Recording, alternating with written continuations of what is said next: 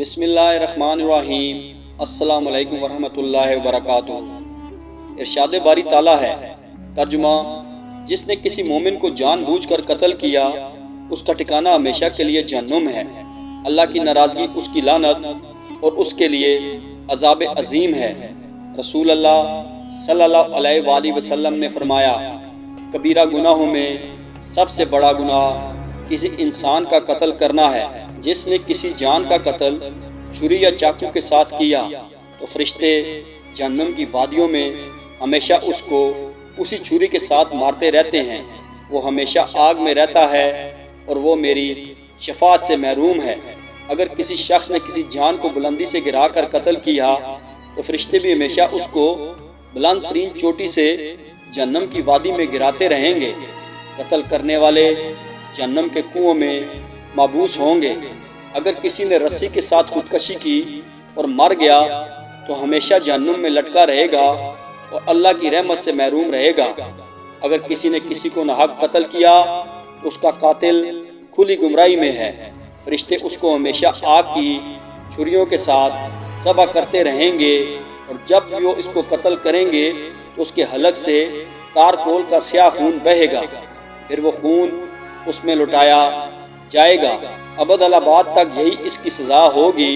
علماء کرام فرماتے ہیں کہ اپنا حمل ضائع کروانے والی عورت کی بھی یہی سزا ہے۔ ارشاد باری تعالیٰ ہے، اور زندہ درگور کی جانے والی بچی سے پوچھا جائے گا کہ تو کس گناہ میں قتل کی گئی؟ رسول اللہ صلی اللہ علیہ وآلہ وسلم نے فرمایا، گرایا جانے والا بچہ قیامت کے دن لایا جائے گا جس کی آواز بجلی کی کڑک جیسی ہوگی اور وہ مدد کے لیے پکار رہا ہوگا کہ میں مظلوم ہوں۔ پھر وہ اپنی ماں کے پاس لایا جائے گا اور کہے گا، اے رب، اس سے پوچھئے اس نے مجھے کیوں قتل کیا۔ اللہ سبحانہ و تعالیٰ گرائے جانے والے بچے کی ماں سے پوچھیں گے، تم نے اس کو کیوں قتل کیا؟ کیا تیرا یہ گمان تھا کہ میں اس کو رزق نہیں دوں گا؟ بے شک میں نے کسی نفس کا ناحق قتل حرام قرار دیا تھا۔ اے فرشتوں، اس عورت کو داروغہ جہنم مالک کے سپرد کر دو، جو اس کو جب الحزان مصیبتوں کے کنویں میں قید کر دے گا، جہاں فرشتے اس کو سخت سزا دیں گے، کیونکہ وہ وہی کرتے ہیں جس کا ان کو حکم دیا جاتا ہے۔ اس عورت کو آگ کا توق اور بیڑیاں پہنائی جائیں گی اور اس کے چہرے کو آگ میں جھونکا جائے گا۔ پھر مالک دوبارہ اس کو آگ کے کنویں میں پھینک دے گا، جو کہ ایک گہرا گڑھا ہے جس کا نام نار الابار کنووں کی آگ ہے۔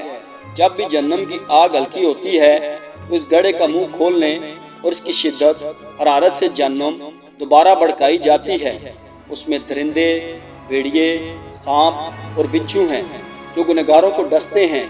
جہنم کے فرشتے ہاتھوں میں آگ کے نیزوں کے ساتھ عمل گرانے والیوں کو مار رہے ہوں گے۔ ایسی عورتیں اس گھڑے میں 50,000 سال تک عذاب کا شکار رہیں گی اور اس کے بعد اللہ عز و جل کوئی فیصلہ فرمائیں گے۔ رسول اللہ صلی اللہ علیہ وآلہ وسلم نے فرمایا، اللہ کے نزدیک سب سے زیادہ بڑا گناہ کسی نفس کا ناحق قتل کرنا ہے، یہاں تک کہ ایک چڑیا جس کے ساتھ انسان کھیلتا ہے اور وہ اس کھیل کی وجہ سے مر گئی یا اس کو بغیر حاجت کے قتل کر دیا گیا تو وہ قیامت کے دن اس حالت میں حاضر ہوگی، اس کی چنگاڑ بجلی کی کڑک کے مانند ہوگی اور وہ کہے گی، اے رب، اس سے پوچھو اس نے مجھے بلا ضرورت عذاب سے دوچار کر کے قتل کیوں کیا۔ اللہ سبحانہ و تعالیٰ فرمائیں گے کہ میں تیرا حق لوں گا، مجھے اپنی عزت اور جلال کی قسم، جس ظالم نے بھی جس قدر ناحق ظلم کیا میں اس کو سخت عذاب سے دوچار کروں گا۔ پھر اللہ تعالیٰ فرمائیں گے، میں حساب لینے والوں کا بادشاہ ہوں، آج میں کسی پر ظلم نہیں کروں گا، مجھے اپنی عزت و مرتبے کی قسم، آج ظالم کے ظلم سے تجاوز نہیں کیا جائے گا۔ اگر کسی نے ہتھیلی کے ساتھ تمانچہ مارا یا کونی کے ساتھ مارا یا ہاتھ کے ساتھ مارا، آج میں بے جان لکڑی سے بھی سوال کروں گا کہ تو نے دوسری لکڑیوں کو کیوں خراش لگائی، ایک پتھر نے دوسرے پتھر کو خراش کیوں لگائی۔ اس وقت تک جنت میں کوئی داخل نہیں ہوگا جب تک دنیا کے ظلم کا بدلہ اس کی نیکیوں میں سے ادا نہ کر دیا جائے۔ اگر اس کے نامہ اعمال میں نیکیاں نہ ہوئیں تو مظلوموں کے گناہ اس پر ڈال دیے جائیں گے اور اس کو آگ میں پھینک دیا جائے گا۔ رسول اللہ صلی اللہ علیہ وآلہ وسلم نے فرمایا، کبائر میں سے سب سے بڑا گناہ اللہ کے ساتھ کسی کو شریک ٹھہرانا اور ناحق قتل کرنا ہے۔ جس طرح میں اللہ کے حضور میں مشرک کی شفاعت نہیں کروں گا، اسی طرح نفس کو قتل کرنے والے کی بھی شفاعت نہیں ہوگی۔ جس طرح مشرک کا دائمی ٹھکانہ آگ ہے، اسی طرح کسی کو ناحق قتل کرنے والا بھی ہمیشہ جہنم میں رہے گا۔ جس طرح اللہ سبحانہ وتعالی مشرکین پر سخت غصہ ہوتے ہیں، اسی طرح قاتل پر بھی اللہ کا غصہ شدید ہے۔ جس طرح اللہ تعالیٰ قیامت کے روز مشرک پر لعنت کریں گے، اسی طرح قاتل پر بھی لعنت کی جائے گی۔ جب اللہ تعالیٰ کی لعنت قاتل پر پڑے گی تو وہ جہنم کے تمام طبقات میں قتل کیا جائے گا، حتیٰ کہ وہ جہنم کی نچلی تہہ تک دھنس جائے گا۔ اور جس طرح اللہ سبحانہ وتعالیٰ نے مشرکین کے ساتھ عذاب عظیم کا وعدہ کیا ہے، اسی طرح قاتل کو بھی عذاب عظیم دیا جائے گا، کیونکہ ارشاد باری تعالیٰ ہے، جس نے کسی مومن کو جان بوجھ کر قتل کیا، اس کا بدلہ جہنم میں ہمیشہ کا ٹھکانہ ہے۔ اس پر اللہ تعالیٰ کا غصہ اور لعنت ہے اور اس نے عذاب عظیم تیار کر رکھا ہے۔ مگر جس نے اللہ کی طرف رجوع کرتے ہوئے توبہ کی تو اللہ کا ارشاد ہے، وہ لوگ جو اللہ کے ساتھ کسی کو معبود نہیں پکارتے، کسی کو ناحق قتل نہیں کرتے اور زناکاری نہیں کرتے، جس نے یہ کام کیے وہ گناہ میں پڑ گیا۔